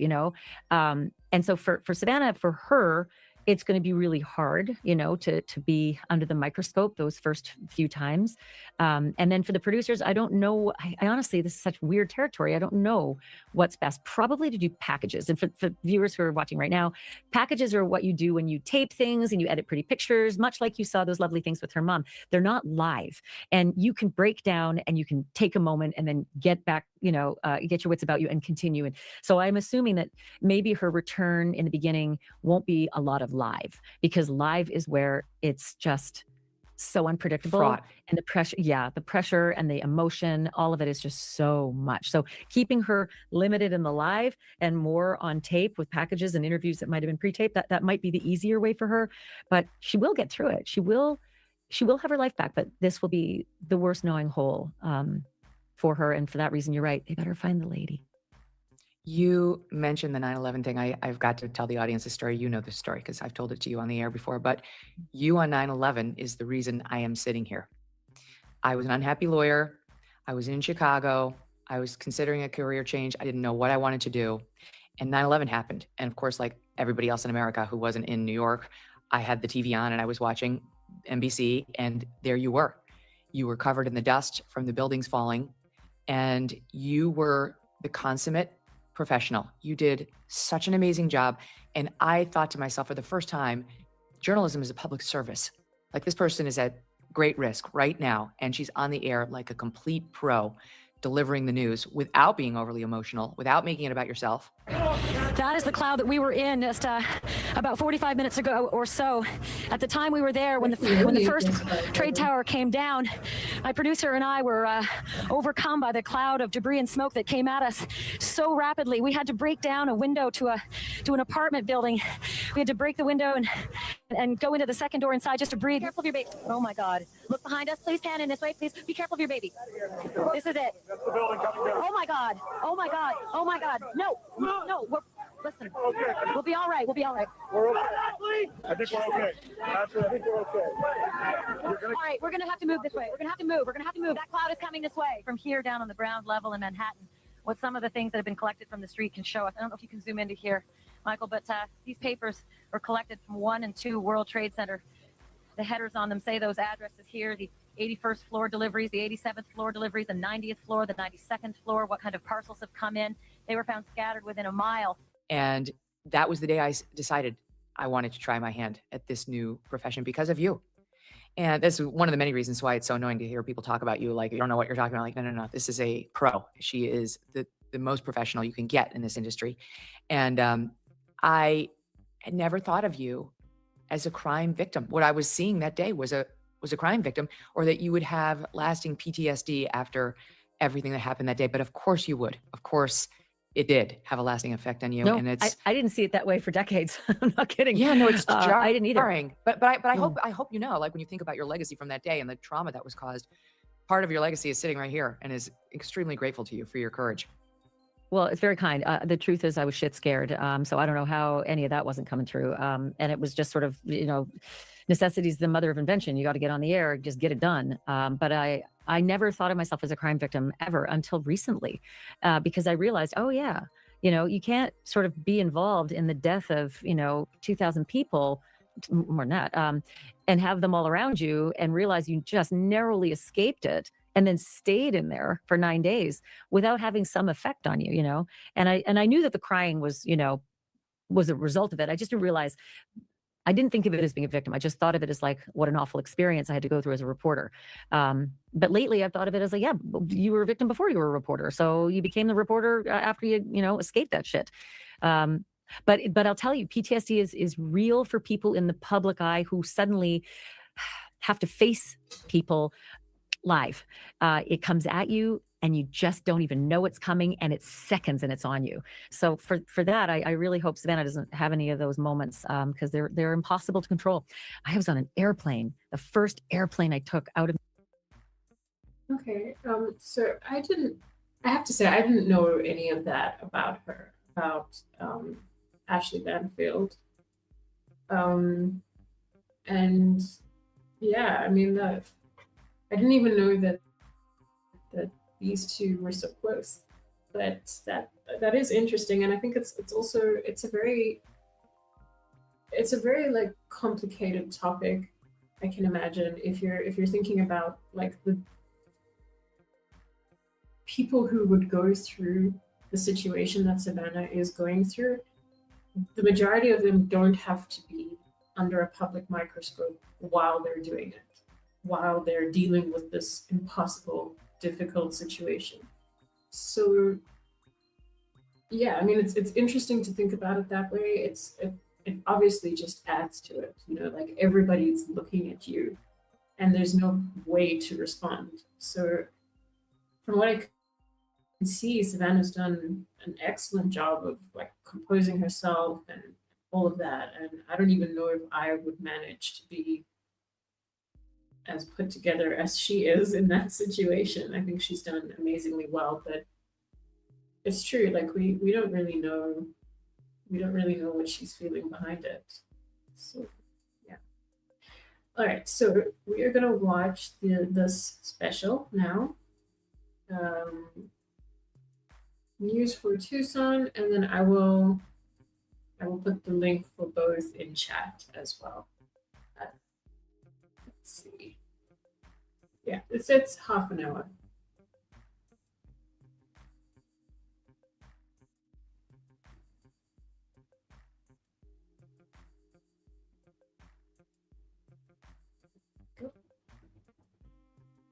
And tonight with breaking news, the Pima County Sheriff's Department is looking for a missing woman tonight. Good evening, everyone. I'm Eric Fink. Authorities say that missing woman is 84-year-old Nancy Guthrie. Miss Guthrie is the mother of Today Show anchor Savannah Guthrie. PTSD says Nancy Guthrie was last seen at her home in the foothills last night around 9:30 or 9:45 p.m. Now, according to the Sheriff's Department, Nancy Guthrie is 5 feet 5 inches tall. She weighs about 150 pounds. She has brown hair and blue eyes. She was last seen in the area of Skyline Drive and Country Club, and that is where Pima County Sheriff Chris Nanos just held a news conference. Let's go out live. News 4 Tucson's Andrew Capasso with the very latest. Andrew, what can you tell us here? Yeah, Eric, good evening to you. A lot of activity out here through the day. Near Campbell and Skyline is where we are. Search and rescue teams from several teams, including the Pima County Sheriff's Office and the Border Patrol, have been here. Up the road here, the Pima County Homicide Team is also out here. They're looking at the house where Nancy Guthrie was. The 84-year-old, as you mentioned, Eric, not seen since last evening, about 24 hours ago now. I had a chance to talk with Pima County Sheriff Nanos just a few minutes ago. He says canines with the Border Patrol have been out here. They've been involved in the search, as have been helicopters in the air. That's on when he and was off still for the past talking. few hours. So this investigation right this second, really two parts: search and rescue team and the homicide team. I asked the sheriff specifically about the homicide team being part of this. He says there are things at that house that need to be looked at. Listen here. We're saying is there's some things there that are concerning to us, and we just don't want to miss anything. Search and rescue, their mission is we want to find you. We want to find you safe and sound and help you and get you there. That still continues. But we have an obligation to when you look at things in this world of ours, you look at that and you go, is something wrong here? Is there something missing? We can't just dismiss that. We need to stay on it. All right. So he says, again, that's where that homicide team is at Nancy Guthrie's house. We're going to continue to follow that. More than 100 people involved in this search through the day, though the presence a bit calmer than it has been. Now, the sheriff says teams will regroup and pick things up in the daylight. This is News 4 Tucson, live at 5. 84-year-old lady who suffers from some physical ailments, has some physical challenges, is in need of medication that if she doesn't have in 24 hours, it could be fatal. As we learn more, the search for today. So that's, I mean, it's interesting because he's saying that, well, he since said that, you know, he's had his opinions or theories or whatever you want to call it since day one, and they haven't diminished, were his words, which I think is a stupid thing to say. But I mean, that's him on more or less day one. He doesn't seem like he knows, like he has some theory forming. I mean, I think he was, as he should have been, primarily concerned with finding her, or at least that's what it seems. So I still find it interesting, this thing of, you know, day one. Like, they didn't know what happened on day one. They had no clue. I mean, they still don't, but I don't think that there was any kind of theory forming that's just not diminished. Today Show host Savannah Guthrie's elderly mother continues tonight. PTSD is now saying it is treating this as a crime investigation. As we begin now with breaking news. Good evening, everybody, and thanks for joining us. I'm Sean Mooney. The Pima County Sheriff's Office is asking for your help to find 84-year-old Nancy Guthrie, the mother of NBC Today Show host Savannah Guthrie. And just minutes ago, we learned from investigators that they believe she may have been taken from her home against her will. Deputies say Nancy Guthrie is 5 feet 5 inches tall, weighs around 150 pounds, with brown hair and blue eyes. And as you heard from Sheriff Chris Nanos, Nancy has limited mobility and needs daily medications that are still at her home. She was last seen on Saturday night at her home near Skyline and Campbell Avenue. You see on the map there. And we have live team coverage tonight with News 4 Tucson's Monica Garcia and Andrew Capasso. Let's first get to Monica, who has been out at the Pima County Sheriff's Department headquarters since this morning. Monica, what have you learned tonight? That's right, Sean. And unfortunately, what first began as a missing person search has now taken a troubling turn. As you just said, we are confirming that breaking news. Investigators now believe that she was taken from her home in the middle of the night. To give you an idea of that timeline, in the middle of the night, possibly kidnapped or abducted. These are their words that they are now using as of the last hour. So, of course, the search is now intensifying to find Guthrie. Okay, so let's look at this map that was also just given to us. It's a map of their search efforts. And I want you to know that they have been searching since Sunday night. Okay, so this map continues to grow in their efforts. And that includes ground crews, they tell us, dog teams on foot with drones as well as aircraft. And earlier interviews, the sheriff has spoken about Guthrie's limited mobility. And he had said from the get-go, we know that she didn't walk out of there, okay, referencing her house, adding that there are other aspects on the scene which indicate she did not leave on her own. So for them to confirm that they do believe, in fact, that this was a kidnapping or an abduction, it's a really big deal. And then I want to go to that missing person flyer. Okay, that flyer was sent out yesterday, and just to show just how quickly it seems to be moving, everything escalating. And this all stems from right off the bat, the department telling us that there's evidence of a crime at that house.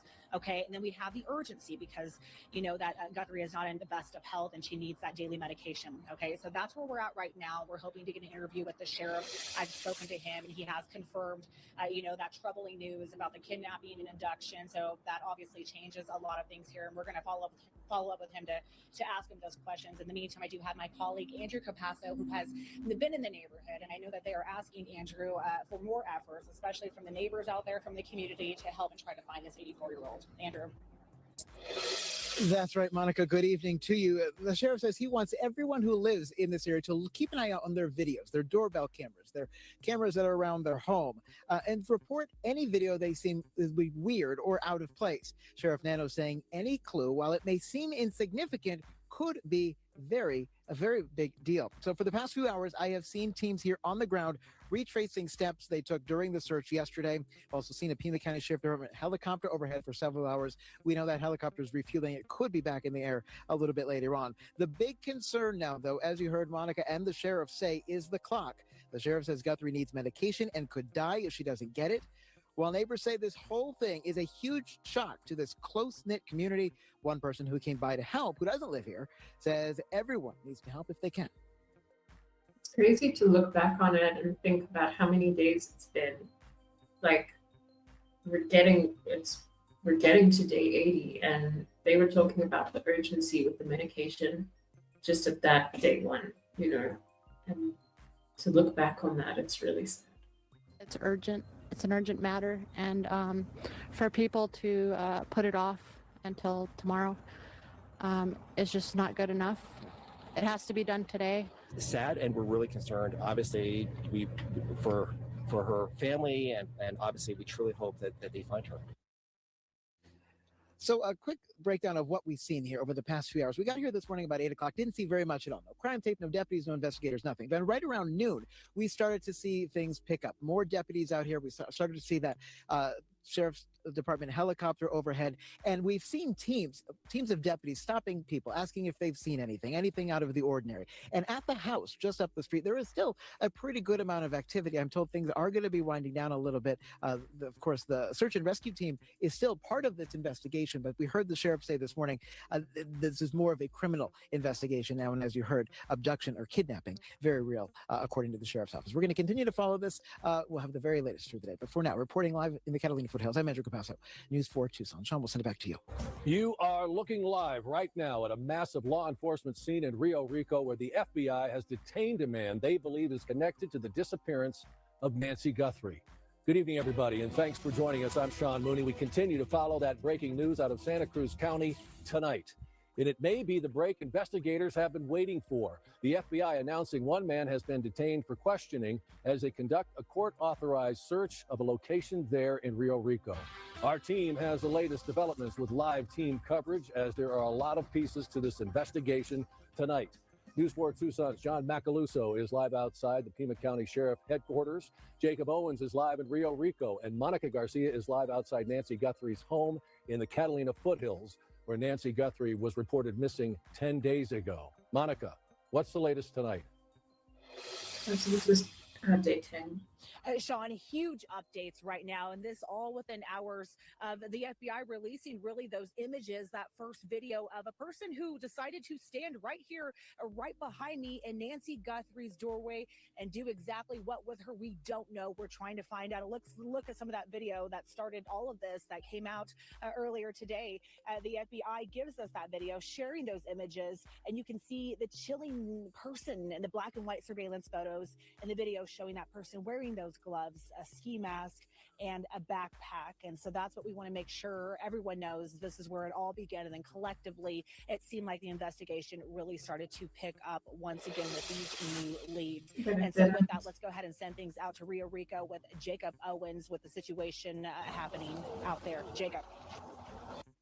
I mean, at the time they're referring to these things as leads, but we don't really know what came of them. They kind of seem still like they didn't make a lot of sense. I mean, I'm not criticizing the FBI or anybody involved there. I just think, well, I mean, I suppose there's a lot we don't know, but it doesn't seem like much came from any of this. It really didn't. And it was so hopeful at the time, right? Like, remember we were all thinking like, okay, this is solved. Something's happening. But we didn't hear again.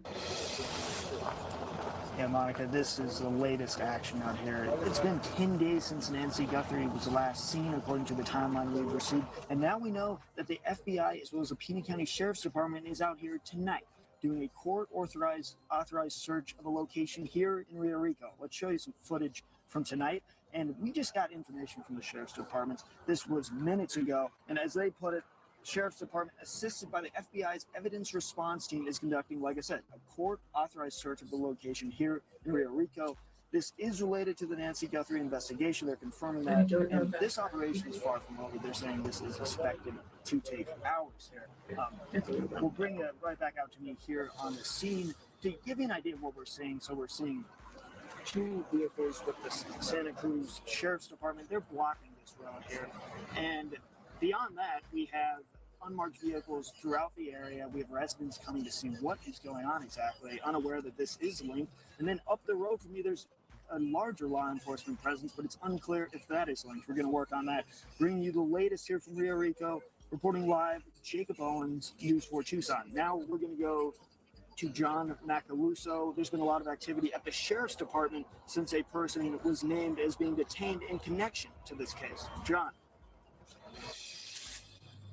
Yeah, Jacob, that's right. I mean, it's been very active out here as well. Earlier, we saw a couple of SWAT units, a command post, and even bomb squad leave. Now, let's take a look at your screen there. You can see some of that footage of that happening. We've had teams here all day, and it's been very active here as well, especially as far as the media is concerned. But you can see that those teams are starting to leave. Now, we're told the subject who was detained was done so during a traffic stop. And right now, it's unclear if any of those units were involved in that.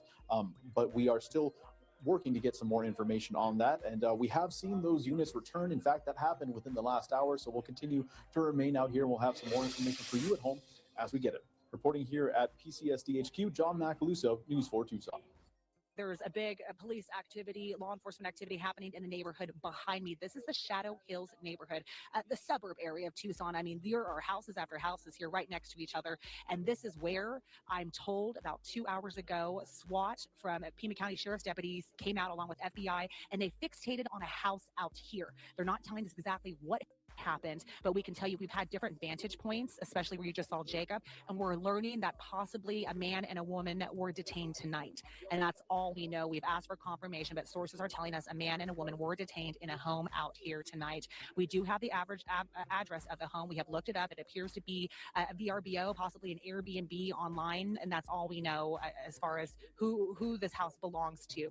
But that's what's happening out here. And again, we did see a heavily armored SWAT vehicle pull out of this neighborhood. They've been turning neighbors away for 2 hours, and just as we came to the top of the 10 right now, they're now allowing neighbors who have been patiently waiting on the side of the road right here. I mean, car after car. Imagine coming home from work or coming home from dinner and being told that you can't enter your neighborhood because the cones are blocked off, and not knowing exactly what's happening. I did speak to a neighbor who's actually in that area who was terrified. They said they were sheltering in place essentially because they had no clue what was happening. There was no warning of this big law enforcement presence. There was no warning that their neighborhood was going to be blocked off. So you can imagine how possibly scary that moment was for them. But at this point, we can confirm this is related to the Nancy Guthrie disappearance. So at least we have that much information that it's important. That's why we're all out here. We're waiting for an update from the Pima County Sheriff's Department. Sean, back to you. All right, we want to get back to breaking news tonight. As I mentioned earlier, the Pima County Sheriff's Department shutting down a Catalina Foothills neighborhood in connection to the Nancy Guthrie investigation. It is all happening near Orange Grove and First Avenue, and Placita de Graciela and Camino de Michael are now closed down. Now, Jacob Owens is near the scene covering the latest from there. And Jacob, what have you learned since we last checked in with you? Yeah, Sean, to be clear, we're in the Shadow Hills neighborhood, as you said, by Orange Grove and First Street, and a ton of law enforcement activity. We've been seeing lines of law enforcement continue to go down. So we are at Camino de Michael and Placita de Michael. Let's show you a video from tonight, but this is related to the Nancy Guthrie case. This presence has been here for 2 hours, and we're told that law enforcement is fixated on a home out here. We're hearing 2 people have been detained, but the Sheriff's Department has not confirmed that yet. They told us they will not be releasing a press official statement tonight, but we've seen for ourselves heavy SWAT, heavily armored vehicles. Yeah, that's when they start come out along communicating with as more than well. 20 law enforcement vehicles. Neighbors for at least an hour and a half are not allowed to come in certain areas, but now we're beginning to see some let back in, including where I am tonight. And we looked at the address of the house and that's experiencing the situation. It appears to be a VRBO. So we're looking up exactly who it belongs to. Sean, I'll join you again back out here now. Earlier, we spoke to a neighbor describing, a police presence like this, law enforcement presence related to the Guthrie case in her neighborhood is mind-blowing. She did get back to her home, but one thing we didn't talk about is there's a crowd of people that have formed. They don't live here. They've been following the case. We've been talking about it for nearly 2 weeks now. Tucson's invested in the Nancy Guthrie and making sure she gets home, and you can see it. People are out here. They heard about it, and they want to see what's going on tonight. Reporting live in the foothills, Jacob Owens, News 4 Tucson. Tonight, new developments in the disappearance of Nancy Guthrie. The Pima County Sheriff's Department has released a statement clearing all members of the Guthrie family, including their siblings and spouses in the case. We're bringing you team coverage covering all the angles in this case. News 4 Tucson's Eric Fink is live near Nancy Guthrie's neighborhood with more on law enforcement's plea to neighbors there tonight as that search for a suspect continues. But first, let's get to News 4 Tucson's Monica Garcia, who spoke one-on-one with Sheriff Chris Nanos today. Monica, what did you learn from the sheriff today? Hey there, Sean. So what we learned from the sheriff when we spoke with him one-on-one is that this glove DNA that belongs to an unknown man could be huge in a lead, right? We talk about the glove evidence and how significant it is. Okay, let's remind you where that glove evidence really began in that video that we've shown you that was taken right here in that arch doorway at Nancy Guthrie's house. The sheriff told me this investigation is not hinging on just that piece of evidence, but it is helping them build a full picture because that glove, investigators say, appears consistent with the one seen in that doorbell video. So while we wait to learn how usable that DNA profile will be, investigators continue to build what the sheriff describes as pieces of a puzzle. He reminds us that between his department and the FBI, there are roughly 50,000 active leads, including this glove and the DNA that they are working through. That also includes the doorbell video, the backpack seen on the suspect, which investigators have identified as one sold at Walmart. And they're now coordinating with Walmart management to track potential purchases. At the same time, they are analyzing that surveillance video, which in addition to the DNA is a large part of solving this. Pieces of a puzzle, right? Some camera might catch the tail end of a car. Another camera might catch the headlight. So one camera might catch somebody walking, but another camera might catch a face of that person. So we get all of that, and we'll always be asking for, you might dismiss something because it just doesn't pertain to anything for you, and we're asking you not to dismiss it. All right, so as we wait for that glove DNA, another one of the big obstacles, as you just heard, collecting that footage, those cameras, especially in a neighborhood like this, when you can see behind me, there's a lot of vegetation, a lot of desert area, even though it is a suburb. And so with that, let's go ahead and send it out to my colleague, Eric Fink, who is also in the foothills, and just talking to us about the challenge of collecting that footage. Eric. Monica, good evening to you. I'm on Junamadas near First and Russell. This is part of that area, that vicinity where law enforcement wants to hear from you and they want your camera footage. Maybe you saw a suspicious vehicle in the area the morning that Nancy Guthrie disappeared. It's that camera footage that could be key to cracking this case. And just a short time ago, I spoke with a couple who's lived here on Junamadas since the 80s, and a couple of days ago, authorities arrived at their home. Rob Boone was at home on Friday when he got a knock at the door. We had a visit by 2 FBI agents that were, I guess, canvassing the street, checking to see if people had cameras, and they saw our camera here by our garage, which actually, unfortunately, doesn't have a view of the street. Going to be triggered when someone comes close to our garage. It's set for motion detection. More than 2 weeks after Nancy Guthrie's disappearance, there is an urgent plea from investigators. Tucsonans living in this quadrant need to send in any home camera footage from a particular time frame to the FBI or the Pima County Sheriff's Department. That quadrant is this: from Nancy's home to Ina, west to La Cholla, from her home south to River, and west to Roller Coaster Road. Any video captured on a home system on January 11th from 10 p.m. to 1 a.m. or between the hours of 11 p.m. on January 31st through 4 a.m. on the 1st, the morning that Nancy Guthrie went missing. Authorities say the video is critical and will help get leads on suspicious cars in an area where there's not a lot of light. And they asked if we'd seen anything unusual. And we have delivery trucks all day long, so there's always some new vehicle passing by. The Boones say they plan to take another look at the footage. If they see something fishy, they'll send it in. It's just incomprehensible, and of course we just want her to be found. It's just so sad, and we all just feel like everyone says that she's our mom too, and it's just overwhelming. I mean, we are praying. Tonight, more than a month into the search, a Louisiana nonprofit says they're ready to bring resources to help find the missing 84-year-old. That group, the United Cajun Navy, says they've sent several plans to the sheriff's office explaining what they can bring and how they can help. News 4 Tucson's Andrew Capasso has more on those proposed plans and what the sheriff's department is saying. The United Cajun Navy has been around for almost 20 years. They're coming off a visit here to Tucson and now waiting to hear from people here at the Pima County Sheriff's Department. They say they're ready to bring resources from across the country and in some cases around the world to help bring Nancy Guthrie home. The need for closure. There needs to be some closure, not only for the family, but for the community as well. Josh Gill is an incident commander with the United Cajun Navy. He says there is a list of resources they could bring to help pin down where Nancy Guthrie is, boots on the ground, and going on the month that it's been happening, I desperately needed. And find Appointment to a statement from a couple of weeks ago. Take a look. They say, quote, "We appreciate their concern and we all want to find Nancy, but this work is best left to professionals." They say PTSD has volunteer opportunities if they wish to get involved with the department. Private property laws apply. It is up to each individual property owner to grant permission for anyone to be on their property. The United Cajun Navy says because of the sensitivity of this case, they are striving to get the blessing of the sheriff. So I skipped through that a little bit just because, I mean, we've talked about them before. I'm sure a lot of you guys have heard what CJ has to say about them. So, you know, we know that it's unfortunate, but the point being, like the main point about that being that the sheriff's department still doesn't seem to be accepting help, regardless of who it's from, which is that's the concern, right? Also, look, this is primarily like a recap on the news coverage. So that's why I put it on a little faster, just because it is stuff that we mainly know. But it is good. It is really good to like look back on it, you know, and to be able to like review how it's come to where it is right now. Because if you think about it, we're verging on like day 80. Reporting at PTSD headquarters, I'm Andrew Capasso, News 4 Tucson. When DNA gets put in an FBI database and there is no match, one of the next steps is called investigative genetic genealogy. It's happening now with some evidence in this Guthrie investigation. And one analyst who has used DNA to crack cases says while it is a very important tool, it may not work every time. That's a risk that you have to take in these situations. These are the circumstances that in order to address them, you have to attempt it and you have to try. And that's what we continue to do in the lab. April Stonehouse is a forensic science professor at ASU. She's also worked in Southern Arizona and helped crack many Tucson cases using DNA.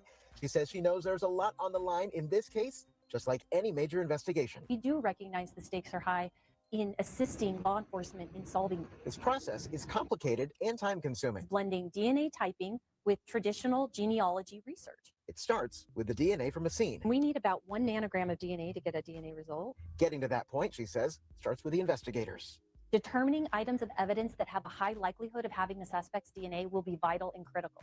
Locating those items that may have his DNA. The testing and research could take days, weeks, even months. In some cases, there's even dead ends. We don't always get perfect results. And while she says every case is treated the same, knowing the answer to a crime could be under that microscope. It's a motivation. As an analyst, it's a motivation to find the best possible evidence that you can DNA type. Pressure, she says she's used to. This type of pressure is pretty typical for the job.